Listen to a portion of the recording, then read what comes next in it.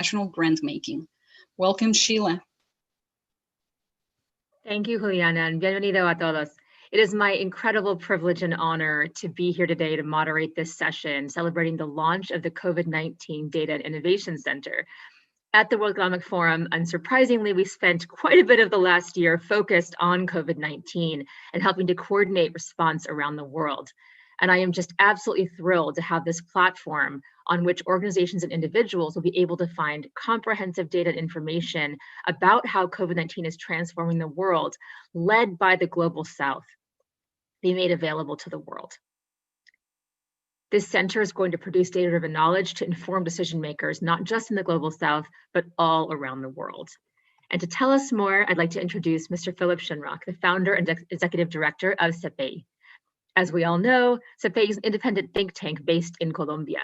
And over the last 16 years, Philip's provided policy solutions and insights in critical strategic areas that optimize organizational development, governance, finance, and data for sustainable development. Philip, over to you. Good morning, Sheila, and thank you very much, and welcome everyone to the COVID-19 Data and Innovation Center launch.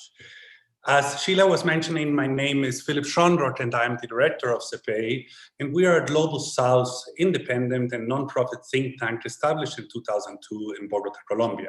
And for almost 2 decades, we have promoted multi-stakeholder dialogue, generated evidence, and for more informed decision-making at all levels, empowered the production and use of high-quality data across sectors and geographies for global agendas on sustainable development.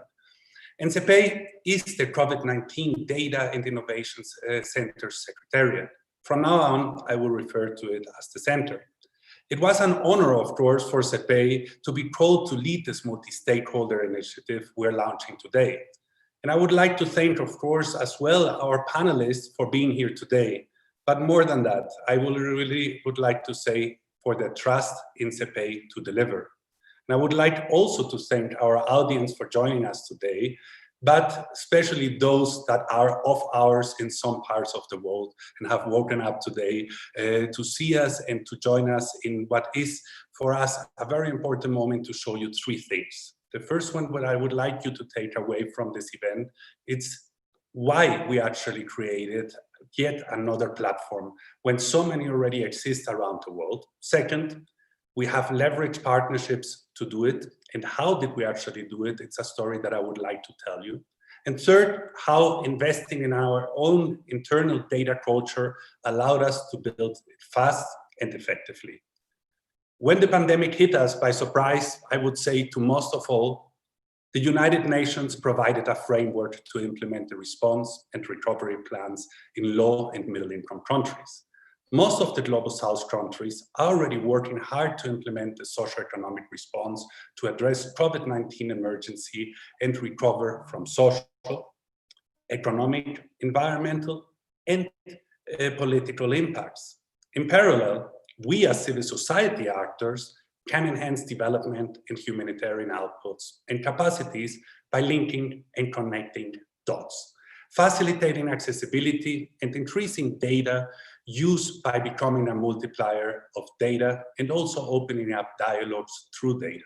Data opens doors. So let me make a hard stop here and get back to basics, because we are telling you a story on how we are making this happening.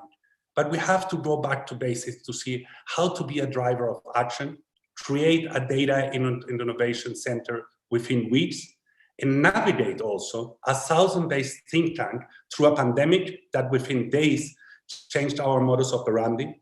And more boring to us, it put many colleagues and friends organizations in a critical situation of existence. So how do you actually make that possible to be a driver of action? You make it happen, and it's possible when you find the right partners and you have a team that delivers and inspires others.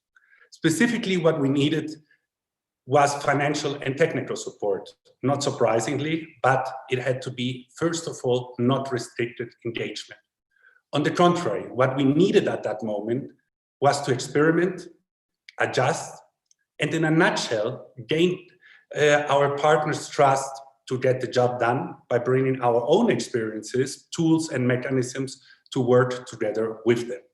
To do that virtually and to do that in record time was certainly not an easy task. We went into the living rooms, kitchens, rooftops and gardens of our colleagues in order to actually meet and have the possibility through our virtual platforms to create something in weeks that usually would be created in a non-social distancing ambience where we gather, where we think together and where we co-create. So what we actually did was that CEPEI, the United Nations COVID-19 Multi-Partner Trust Fund, the MPTF, Tableau, and almost 20 partners ideated this center.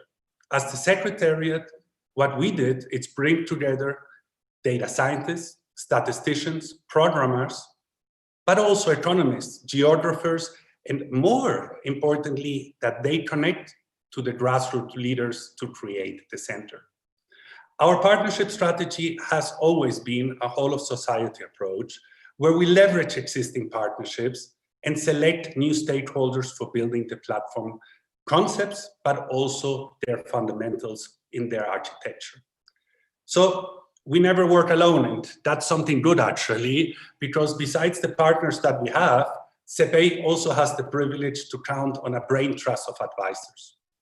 Those who actually have in-depth knowledge of issues and an understanding of a value of a southern think tank contributing with independence, reliability, and the highest quality.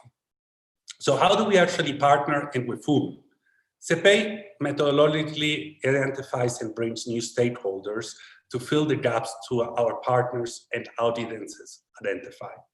And we emphasize specifically in this project on the local level and actors so that the center is an active link in a value chain of information and evidence. For example, in the last couple of weeks and months, we have invested very strongly in strengthening the data scientist South-South cooperation and emphasizing local level multi-stakeholder partnerships. So this is why we actually brought together scientists from Africa and Latin America that have been working together for the last 2 years so that they actually help us now to trigger this process and put this expertise into the center. That is our partnership with the African Institute of Mathematical Science. And we know incredible data poets and data rock stars for social good. We are romantics, we love the bohemian digital movement, so we also connect to experts on the private sector with data journalists, and that also played an essential role in the COVID-19 recovery. With them, together, the center has harnessed the power of data in narratives. They have created stories and visualizations so that people, everyday people, could incorporate this knowledge in their decision-making processes. This is why we have been partnering with the ITC ILO Training Center in Turin, who has become a partner, and together we're launching the first sets of data stories in children education and new forms of assimilating learning processes during confinement and the subsequent return to the classroom. I believe something essential and very interesting to any of those who have not only children, but are responsible to taking important decisions for them and with them. Together with our partners, what have we done in the last couple of weeks in order to build this center, in order to bring it to life and to present it to you? We have set up a data laboratory that consists already of 62 data marts, which are part of 12 data sets with more than 85 data pipelines, or in English, information flows, along with 3 master data. So going with all these flows of data and information, we have already created over 40 dashboards and geovisioners for more than 200 variables adequately organized to support this first phase of our COVID-19 Data and Innovation Center. What else have we done? We have developed a global data portal and a set of our initial national data terminals based in the same data lake conceptual and technical design. We want to continue, of course, developing those data terminals with the support of the national statistical offices in the countries that we're working and with the broader national statistical systems, stakeholders in as many countries as possible. We have enriched the data gathering, processing, and also the consolidation process at local level, and carefully, very carefully, organized geographically information, facilitating conversations between the local, the national actors, and also the global scales. So it is worth underlining the node strategy, which is our model's foundation and distinct feature. And it is reliable and scaling our strategy. We consider that this node strategy delivers solutions based on data, information, and knowledge to policymakers and direct impacts of the communities. Our local level partners around the world are, of course, technically capable, rooted in the communities, or they're facilitating us to participate in a contemporary information methodologies and social platforms to bring it closer to them. Our pilot project, it's already in the happening. It is in the Colombian Pacific Coast, and we are partnering with the University of ICESI in Cali, Colombia, and with Decidim in Barcelona. This horizontal concept, the interoperability, is the most crucial pillar to organize data and information. At the center, we used all of Mapbox and Tableau's tools, potentials, and capabilities to enhance our data, information, knowledge processes, and of course, facilitate user accessibility. The user accessibility has been our main driver ever since. In closing, of course, I can say that I'm proud to put in service a flexible model that leaves no one behind and considers that all audiences as potential users. That means you, and facilitates access to data, information, and knowledge required for evidence-based policies and implementation. So what actually comes next?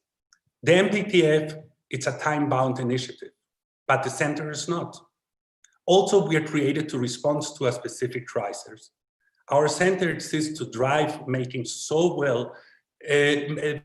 decision-making so well, all can recover better together. This is not an abstract concept, I would say. At the end, it's about our lives, it's the lives of our people and of our communities. So as we move forward, we welcome your comments and ideas. Last but not least, my gratitude goes to all of those that make this a reality. Diego, Luisa, Julian, Marisol, Roy, Alexandra, Pablo, Juanita, Vivian, David, Valentina, Freddy, and Julian, and last not Hernan. And I could go on, Sheila, forever, but having said that, I thank you for your time. It has been for me an honor and also a big pleasure. And I will leave you now with a short video presenting the center, and immediately after that, Sheila, our stellar moderator, for an energizing conversation with great leaders who are in the panel. It has been our pleasure. Thank you, gracias to you. And now over for the video to actually synthesize in 3 minutes what I have tried to tell you in 10. So over to you, and it has been a pleasure. Thank you.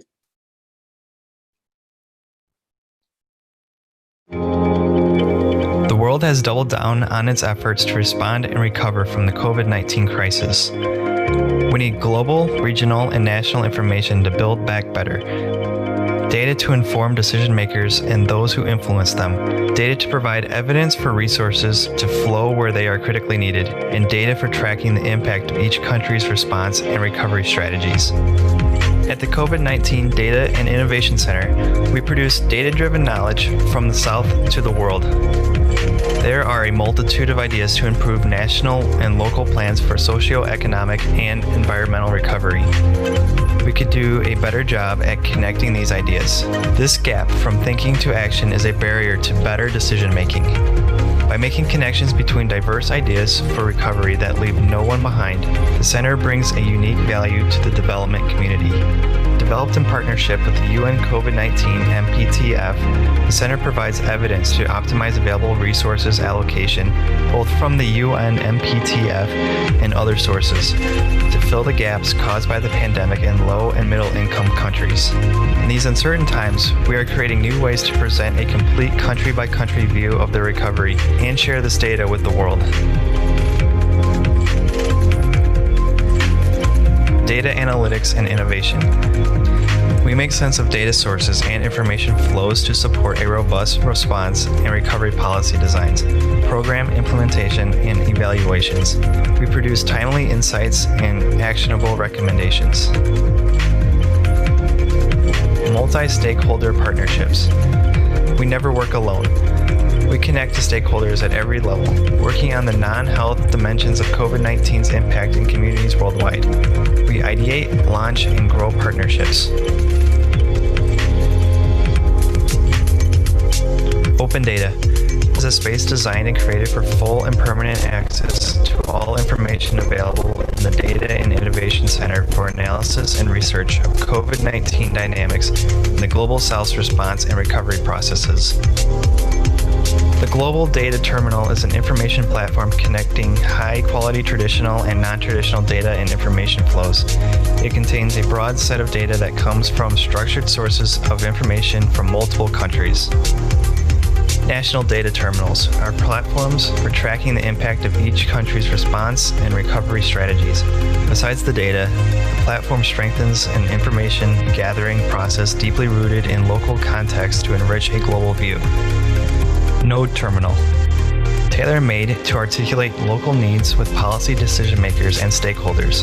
It promotes a participatory process, supports advanced data analytics, informs policy implementation, and encourages innovation. It is a space for collaboration, co-creation, and knowledge sharing. Country profiles and recovery plans. Present information focused on COVID-19 response and recovery issues and themes specific to each nation.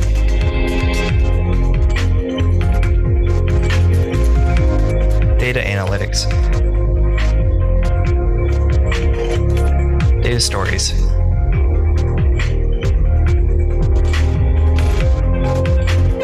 Policies and document. A special thanks to all our partners for believing in data, knowledge, and innovation to recover better together.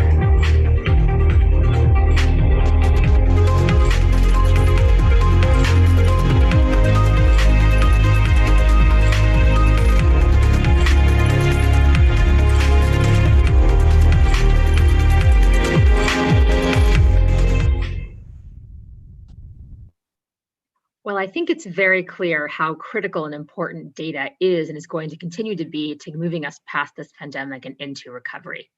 And someone who's uniquely qualified to speak about the importance not just of access to data, but of actually making that data useful and usable, being able to analyze it and visualize it in ways that can really move the needle on recovery, is Mr. Adam Selipsky, the president and CEO of Tableau.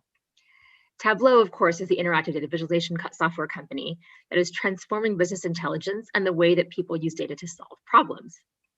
Prior to his role as the head of Tableau, Adam spent over a decade building Amazon Web Services, which of course is one of the world's most successful technology platforms. He'll be speaking to us about the pandemic and data culture. Adam. Thank you so much, Sheila. Can you hear me all right?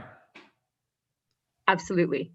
Perfect, thank you. Well, it's really an honor and a thrill to be with all of you today, everybody in the audience, all these really distinguished panelists. And so I really appreciate the opportunity to be together doing this. Tableau has a very simple 7-word mission statement. We help people see and understand data. And that means all people everywhere, for every reason. It includes big enterprises, it includes individual entrepreneurial analysts, small businesses, educational institutions, governments, nonprofits around the world, all people doing all things with data, because we believe that we're going to collectively make the world a better place through data. And that's really what gets myself and all the people I work with up in the morning and coming to work every day, or at least coming to their computers to work every day. So this year has been an unusual year. If you look at the role of data, that's certainly true as well. I think the trend of more and more data and the criticality of data has been around for a number of years. We've been talking about how we're entering the age of analytics ubiquity for a while now. But 2020 really accelerated it, certainly put a fine point on it, and I think made very obvious the role of data in the world and where we're heading. And of course, that came first and foremost through COVID. And really, you see it everywhere, including in the public zeitgeist. Even the term flattening the curve, that's a data concept. And now there are, I assume, hundreds of millions or billions of people in the world who know what that means. And it's just one little indicator of where data is heading. But more seriously and more specifically, we saw it all over with COVID. The importance for governments, for health systems, for companies, for individuals of tracking and trying to make intelligent decisions in a rapidly changing environment. We saw that in public health. One little story is we worked very closely with both the state of New York and the city of New York, and standing up a COVID response system, really over a several-day period. I think a non-sleeping several-day period.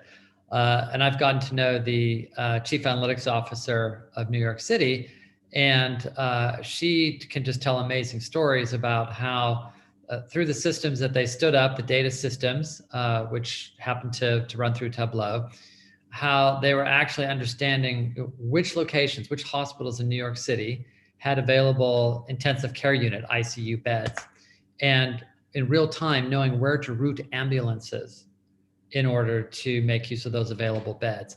So literally, ambulances were being routed to hospitals with people with critical illness based on data and the use of analytics to route them there. It's a very powerful story. You see this all over. Obviously, it's not just the US. Places like the Ministry of Health in Senegal, another real success story. Their Ministry of Health's Emergency Operations Center is using data to manage the country's response and to provide community level care, and is doing an incredible job, which is being recognized internationally. Now, it's not, of course, only about health.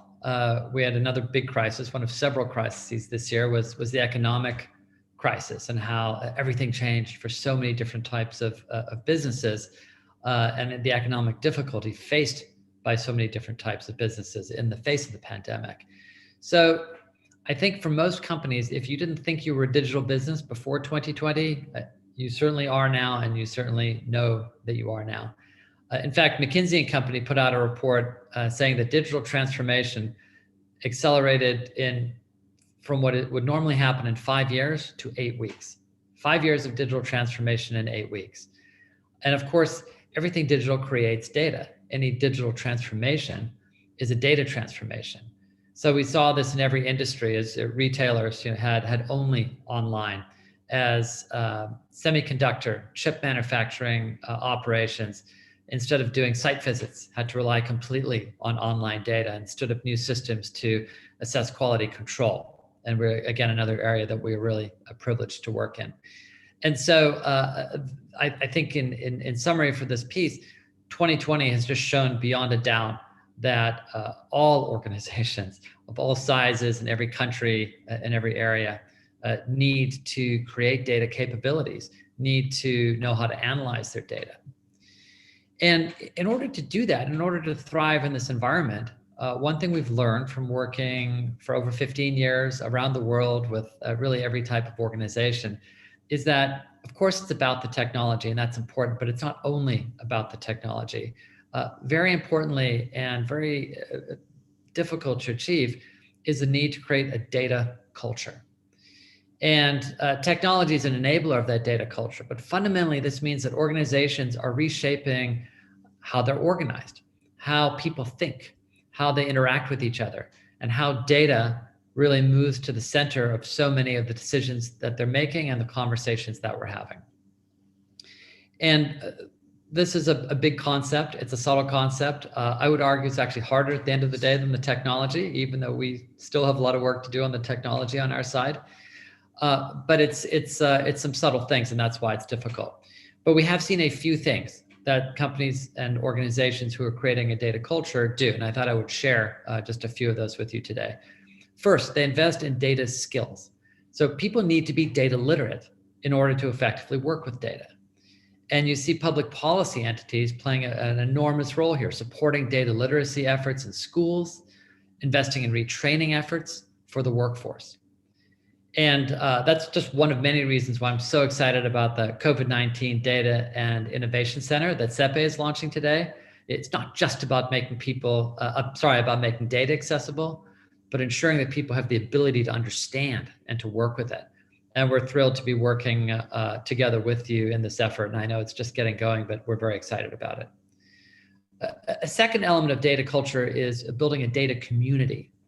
And it's critical to drive and reinforce the kind of organizational change that we're talking about. People need to be inspired. They need to be taught. They need to be supported. And we have a worldwide Tableau community, which is ready at a moment's notice to jump up and help people. But it's also really important inside of an organization to have a lot of these reinforcement mechanisms, to have centers of excellence, to have internal user community, to have office hours, to have fun contests around data and around analytics. And we spend a lot of time with some of our more sophisticated customers and partners talking about how to build that community element inside of their organizations. And then third, every organization has to find a balance of data access and data governance. And some people think these two concepts have to be at odds with each other. Are we going to provide access to data for everybody, or are we going to govern and be safe and be secure? And I know as somebody at a leading tech company, I know that we can and we have to play a role in helping with the data skills and in supporting data communities. But we certainly also have to help with this balance between data access and data governance. So I thought it might be useful just to talk about some of the technological trends and also some of the balance points between accessibility and governance, essentially where the future of analytics is going in some dimensions. So if we just turn to access first, we're looking at the role that AI is playing in advanced data science and making it usable for the everyday business users. Things like NLP, AI-supported search and recommendations are all really important. So you can find your existing analytics in your organization. One of the biggest problems is often not knowing where to look, not knowing what's even possible, and to find data sets that are useful and certified and validated. And we're also looking at how to make analytics more intuitive and more engaging. Going forward, as we go from millions to tens to hundreds of millions of knowledge workers around the world using analytics, it can't only be about analysts. It certainly can't only be about data scientists and statisticians. It's got to be about every knowledge worker finding analytics to be accessible. So we want to, instead of asking people to learn how the software thinks, we want to have the software learn how people think. So we're creating these highly intuitive experiences. We're creating natural language querying capabilities so that there's not a big learning curve. It should really be as simple as spreadsheeting. It should be as simple as word processing over time. And that's the high bar that we're setting for ourselves. So as I mentioned, the other part of this equation is governance. And there's a lot of sensitive data. There's personal data, there's confidential company data, there's national security data. And all of that absolutely just cannot be left out in the wild. And so what we often see is organizations, because they don't know how to govern sort of with a light touch, we basically see a big clampdown where we say, okay, we're only going to give people access to data that they can prove that they need. And that unfortunately takes away the power of exploration, of people exercising creativity, of folks asking questions that none of the rest of us thought to ask. And until we free them to ask those questions, we won't really be able to harness the true power of data. But we've got to also be able to govern it. And so we're putting, and I think the whole industry is putting, a big focus on data management, on security, on data cataloging, so you can understand what are all the columns and rows across my organization, across all of my data sources. And how can you have these tools to provide access, but also restrict access, and to ensure that data is safe and reliable and that you can trust it. So in a well-tuned governance model, you actually end up expanding access to data precisely because you have control. That's the seeming paradox, which is actually the most freeing thing of all. Increased governance allows you to expand access. It gives you control to know who can see what. It increases your confidence in the data and your confidence in the management of the data.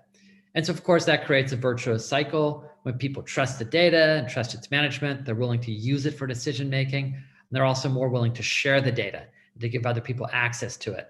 And they have confidence that it's going to be managed and secure and that it's going to be shared responsibly. And most importantly, we've got to continue to give our customers the power to fine tune the balance between these two. I can't tell you what the right balance is for every organization. It all depends on what you're trying to get done, the types of employees, the types of data you have. Every organization really has a different balance that's right for them. And we do spend a lot of time working with organizations to help them try and find that balance. So I'll just say in closing that while we're working across really every industry, geography, and use case, nothing is closer to our hearts than working with governments and nonprofits around the world. We're very privileged to be working with CEPE, to work with the UN. We work closely with the World Food Program, who of course just awarded the Nobel Prize. And we're very humbled, but excited about our roles in working with all of you to try and literally solve some of the biggest problems in the world. And we believe that data can and will help do that. And we're extremely optimistic that we will collectively make progress against the biggest challenges in the world through data. And we're just another shoulder at the wheel of that progress. And it's a privilege to be working with all of you. Thank you. Adam, thank you so much for sharing your insight with us today. At the forum, as the head of data policy, I tell everyone of our constituents, every company is a data company, like you said, and every government needs to be thinking very much right now actively about how they're going to help their citizens access the digital economy and to empower them to think about how they are sharing and using their data. So the question I have for you is for everyone listening today, you've spoken about the importance of creating a data culture. And certainly that has a corporate or business element to it, but it also has a societal element to it.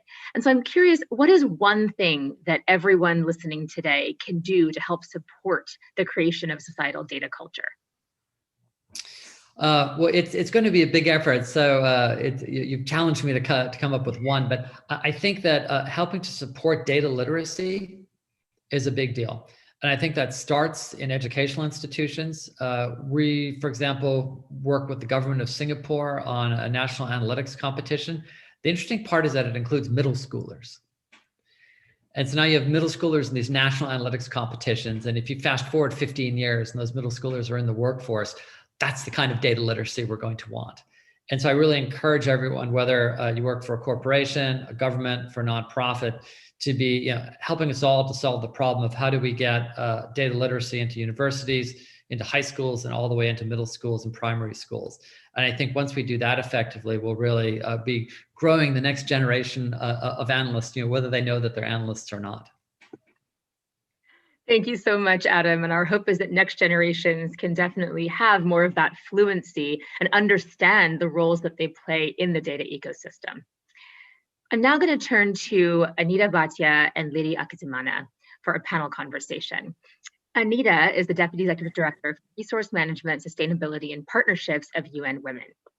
She's had a distinguished career at the World Bank Group, serving in various senior positions in leadership and management, including as the Director of Global Partnerships for the IFC, which is the private sector arm of the World Bank Group. Lydia Akizimana is the CEO of AIMS, the African Institute for Mathematical Science. She's also the founder and CEO of Happy Hearts, a chain of preschools in Rwanda, and the co-founder of Drakar Limited, a publishing house that serves more than 3,000 schools in Rwanda. It's my great pleasure to have you both here today. I'll invite each of you to make some opening remarks and follow up with a panel conversation. Anita, we'll start with you. Thank you so much. And I want to start by just congratulating CEPE, Philip, and his team, and all the partners that he has mobilized for the launch of this amazing platform. So really well done to you guys. And I'm really pleased that UN Women is a partner in this initiative. And I'm really looking forward to seeing how we can take the data that comes out of this platform and really use it to benefit the women and the girls of the world so that the recovery from the pandemic is actually allowing us to build back equal, not just build back better, but to build back equal. I want to say a few words about why gender data is so important and why we are so excited about the launch of this platform.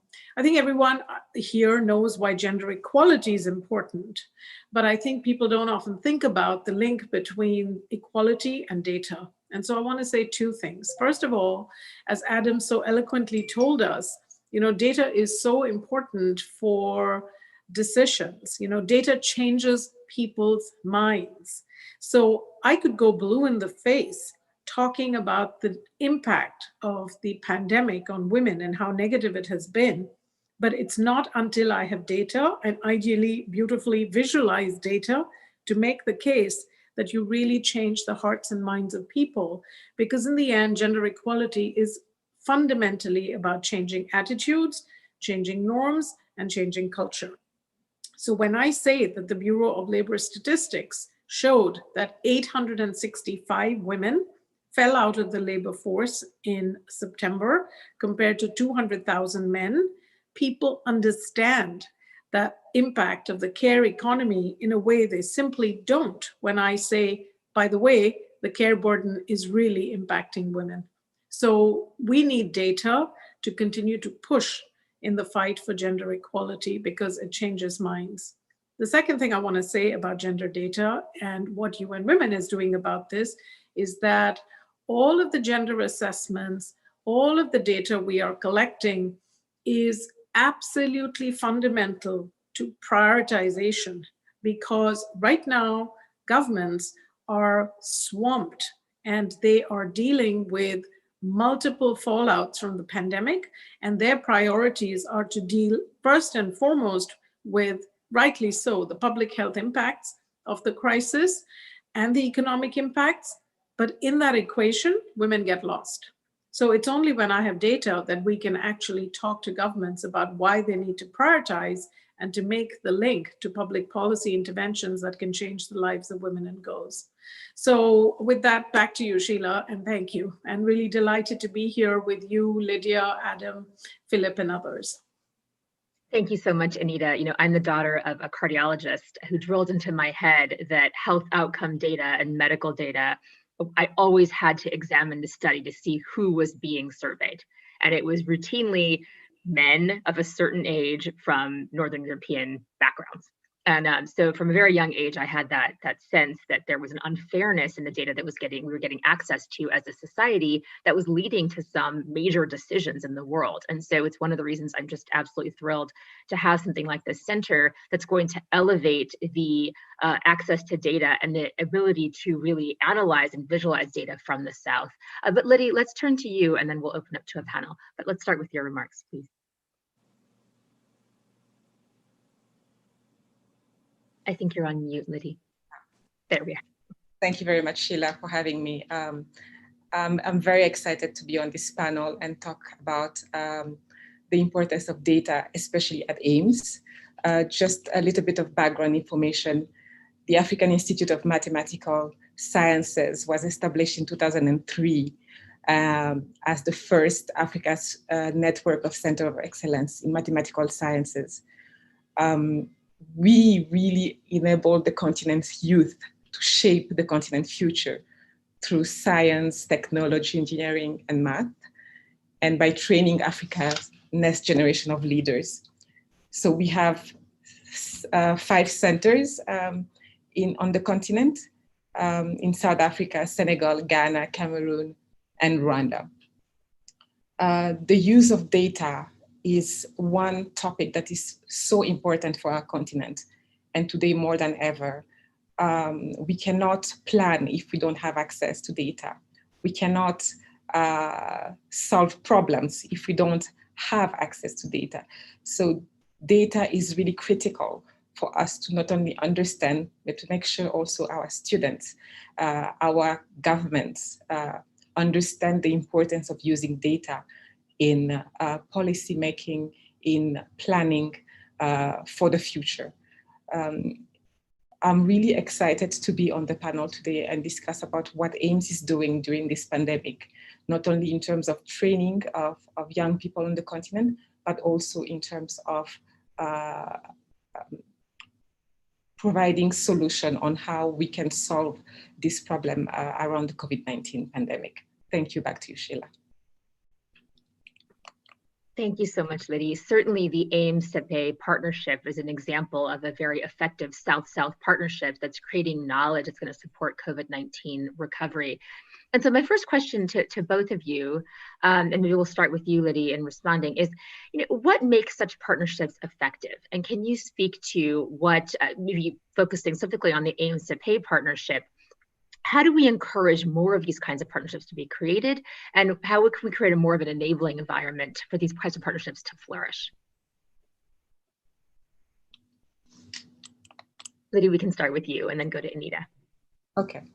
So the use of data for public good, and especially towards achieving the Sustainable Development Goals, constitutes a growing common interest for a number of Global South organizations, which often have minimal representation in the global platform. So in May 2018, AIMS and CEPEI signed a 5-year partnership agreement to support capacity building between the two institutions. This partnership provides a formal collaborative framework for both organizations to promote innovation with the main goal of helping Africa and Latin America to better prepare for and respond to capacity building challenges in emerging digital technologies, including big data, open data, and solving problems related to development. So for the past 2 years, CEPEI has offered work placement to 2 AIMS students each year, charting a path for our cooperative education students to travel to Colombia and build their competencies by working on real-life projects. This is really important. So based on the above background, I believe the South-South Partnership technical cooperation among countries in the Global South is even more relevant in this COVID-19 era. Partnership for the goals, SDG 17, for example, is indispensable for the fight against the COVID-19 pandemic. It is imperative for states, institutions, international organizations, academics, civil society, and the private sector to collaborate and share knowledge, lessons learned, and best practices in order to tackle the coronavirus. And I believe the COVID-19 Data Innovation Center is a giant step for Global South cooperation. Thank you. And Anita, do you have thoughts on that enabling environment? How can we encourage this type of cooperation? Yeah, I mean, look, for us, working with member governments is really fundamental because they have a very big role to play in changing gender equality outcomes, but also the private sector. And I think the partnerships that we've established are critical because it shows commitment, and it also allows us to bring different data sources to the table. So we have just launched with UNDP the Global Policy Response Tracker, which shows you of all the different policy measures that governments are undertaking, how many of these actually have a gender lens to them?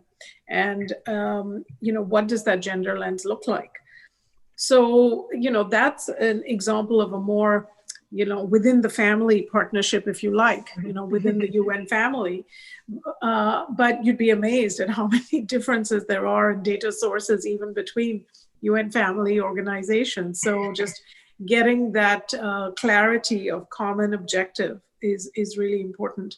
But also, I think, when I think to some of our private sector partners, it's a way not just to put our data sources together, but more importantly, create an impetus for action. Because sometimes it's only when, a large financial institutions, yesterday I was talking to one of the largest banks in the world, and the person I was talking to was saying that they had just started to look at how good a job they do or not of recruitment, something as simple as recruitment of women. And, what was the change from the stock to the flow in terms of creating senior female leaders. And, it's that kind of a partnership which is really important to change behaviors, incentives, and culture. And then when you look at the COVID situation and the socioeconomic problems that countries are facing today, it is just so obvious that the world is divided into, for women, those women who have access to the digital world and those women who don't have access. So that digital divide is so crucial today, even more than it was before the pandemic. And having data that shows how big that divide is, but also how it's possible to address it, is so critical, because unless we address that digital divide, we're actually not going to be able to build back better and build back equal. Thank you for that. We heard Adam speak about the importance of data culture and how complicated it is to actually create data culture. And that is true whether it's within the kind of fictional walls of a corporation or whether it is societally led by a government or an academic institution or others. And I'm curious what you see the role of the Global South, really speaking broadly, being in the creation of a global data culture, and what you see the role of partnerships, South-South partnerships being and helping to support that kind of culture. I'll add, we know that one of the big issues with data is not just access, it's access in a format that makes the data usable. You know, as a former lawyer, there was a strategy called the data dump, where you basically flooded the other attorneys' offices with so much information. It was impossible, the needle in the haystack proverbially, it was impossible to find the information that was important to make the case. And that is certainly something we've seen as we have more and more access to more and more data. How do we create a culture that helps to emphasize or surface that data that actually can lead to insight? I'll pass the question to either of you. Anita, yeah, please begin. Did you want to ask Adam? No, please, Adam. No, to you, Anita, to you. Oh, okay, all right. Yeah. Look, I think we have to go back to first principles and why we're here in the first place, and that is the SDGs. And I think, you know, when we think about getting close to 2030 and the decade of action, we have to say, you know, how are we going to create an impetus for accelerated action unless we recognize how far along we are on that SDG journey? And the sad thing is, there are many SDGs where we are, gender equality is but one of them, where we are not far enough along. And that's why there is actually an SDG on partnerships, because it is only when we create public-private partnerships and multi-stakeholder alliances that include our member states in the UN, but also the private sector, young people, civil society, that we can really get that kind of whole of society and whole of world approach that is needed to bring that sense of urgency to solving for some of the multiple new problems that we had. We had plenty of problems before the pandemic, and, you know, had the SDGs really been invested in, then probably we would not be in as bad a situation as we are today. However, knowing that when there are partnerships, you can advance on key objectives actually should give us hope, because if we bring that multi-stakeholder approach to problem solving, including to solving the problem of data, we can actually hope to break through, and to do so with the sense of urgency that we need, given that we're only 10 years away from the SDGs. Liddy?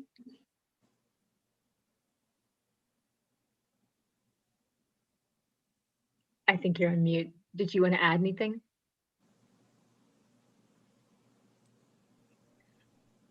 Can you repeat the question? Oh, yeah, I was just It's not really good. yeah, I was just asking how we could actually, how the Global South can help support the creation of a global data culture. And if there are elements in the Global South that we need to be surfacing and raising as we think about the creation of a data culture. Oh, I totally echo what Anita said about partnerships and making sure that, you know, there is a public-private partnership.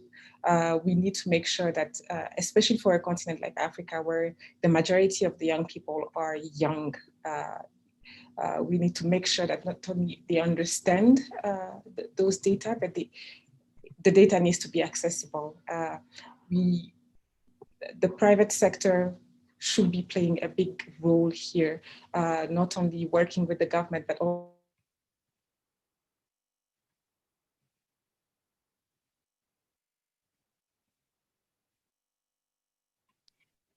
Thank you so much, Liddy, for those remarks. I appreciate that, and we'll close out the panel there. Thank you again to Anita.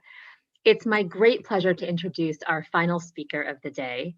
Madame Amina Mohammed, the Deputy Secretary General of the UN and Chair of the UN Sustainable Development Group. She is a diplomat and politician with more than 30 years of experience in the public and private sectors. And of course, she was Ban Ki-moon's Special Advisor for Development Planning and the Minister of the Environment in Nigeria. Thank you so much for joining us today, Madam Deputy Secretary. Over to you. Thank you so much, and probably best known for being a partner in crime with Philip. So it's great to see you all, and it's wonderful to be at this launch for the COVID-19 Data and Innovation Center. It's been in the making for a while, but it's come just at the right time. And with the second and third waves of the pandemic that are unfolding in countries around the world, I think it's become even more important for us to have accurate and inclusive data and information at our fingertips so that our response does represent the multifaceted crisis that we're up against, starting with health, but very quickly it became a socioeconomic crisis as well. And it was great to hear Anita speaking to some of those many issues that we have talked about and tried to include in the work that we've been doing over the last 9 to 10 months, just staying alive and responsive to many of our clients in the countries. Clearly recovering, we've all been talking about how you swiftly recover better. And I think we're still in the response mode. And that response is what we're saying needs to be really deeply rooted in looking at the disaggregated data that one would need to make sure our stimulus packages have the right investments that set the track for us recovering better. So it is important for every single one of the SDGs. I think Anita went back to first principles. The framework of Agenda 2030 is really where it's at. And what we had said we were not on track before COVID. Now the opportunity of COVID can actually put us back on track, but we've got to know where we're coming from and where we need to go to. Every actor is going to count. Our governments are important. They've been holding and anchoring data and statistics for a while, but communities, businesses, civil society, and citizens are also mobilizing now and need to be key players as we respond to what is a historical crisis. And the mobilization has to be, again, I would say more urgency, more scale is what our countries are asking us. And I was visiting West Africa, 5 countries in the last couple of weeks. And it's the message to us all. This is happening real time and you really need to respond quickly and more targeted. So we will need to have more credible, accessible and disaggregated data, but also a data culture. And I think that this really has to start with our young people who are so engaged with technology. That's their tool of now and the future, and how to bring data, and we see it, big data, into our rooms, into our work, and into the investments that we make that should be more targeted. Young people have got a big role to play here, and I hope that we will see them engage much more. The critical role that civil society needs to play, and around the world, CSOs, all shapes and forms are involved in every facet of the response, and they are capturing and sharing the realities on the ground.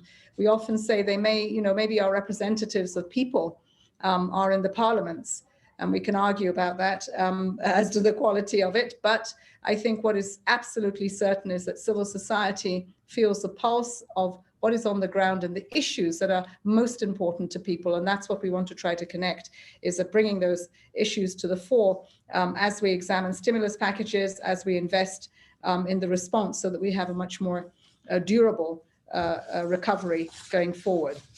There are many examples of this. There is a Timor-Leste example where civil societies help monitor the government cash distribution program to vulnerable families. And it's follow the money. And that will be done with technology, but it also has to be plowed back into a data system that can actually hold government accountable and make sure that we're not leaving anyone behind, willingly or otherwise. Through our socioeconomic response plans, and SEPI has been very much involved in trying to help us be fit for purpose for this. We've taken on development as an emergency and really putting women and children, young people, all at the center of this, recognizing the informal sector for what it is, which for me is the glue in the hardware that we put together in shaping our economies, but often not given its place. And now that you see lockdowns take that out, I think we need to look at some of the examples where we use the COVID opportunity to migrate many businesses in the informal sector onto technical platforms. But to do that, you really needed to have robust data to make it work. It's a big issue for inclusion. It is a leave no one behind agenda. And I think it's very important that as we're looking to the root causes of what brought us to this place in the beginning, the weak systems we had, the lack of inclusion, all of that, tells the narrative of the data that we have currently. It could be so much deeper and more impactful if we did much more. So while we've got a race for the vaccine, and we hope that happens, I mean, it's happening, we're seeing it in a couple of countries, but before it gets to us, it will take some time in developing countries. I think what is more of a concern for us is that the impact of COVID has left a lasting crisis, which will take a couple of years more than the delivery of a vaccine, and that's the socioeconomic crisis. And so again, here, with the promise of the 2030 agenda, with the data that we must understand better, we must be disaggregated. I think that this Data and Innovation Center is going to do an awful lot for us. It will identify how we can quickly course correct. And as I said just earlier, the initial problems that caused the situation in the first place, we know: inequality, poverty, the lack of access to strong systems. So you have a strong role to play in the recovery of this crisis. I look forward to being part of the advocacy to ensure that it is well funded, because it has a huge impact, which I hope will be, as you talk about this center in this region, that it goes from region to region, and that we are able to address consumers all around the world, where the center tells the real story of the issues we must grapple with, and the investments we must make at scale and with a sense of urgency. In the end, that makes it good for the 2030 agenda, makes it good for billions of people, especially, I would say, our women and our young people. So thank you again, Sepai, for the contribution to this global response. It truly is one. And I look forward to the continuing collaboration that we have. Thank you. Thank you so much, Madam Secretary, for your remarks and your support of this effort and giving us your time today. And I want to thank all of our panelists, all of our speakers today for sharing your time. Adam Silipsky, Anita Bhatia, Lydia Akizimana, and of course, Philip Shunrock, our erstwhile leader of SEPI, who spearheaded this entire effort. I think it's really clear from the remarks we heard today, it's going to take a village, as they say, to really move us forward and move us into this recovery phase, whether as we respond to the advent of vaccines and medications and more increased transparency around health outcomes and health data. There is a lot of work to be done. So all of you participating today are already helping in this effort. And I encourage you to take advantage of the new opportunities that the Data Innovation Center is going to provide, the new access to data from across the Global South, the new ways of visualization and analytics that you can use in your own individual decision-making to help shape that broader data culture that as a global society we're going to need to move beyond this pandemic into the new world that it's going to create. So with that, thank you all so much for your attendance today and for your attention. Thank you again to all of our speakers, and I wish you all a very safe, healthy, and happy rest of your week. Thank you so much. Thank you. Bye. Bye.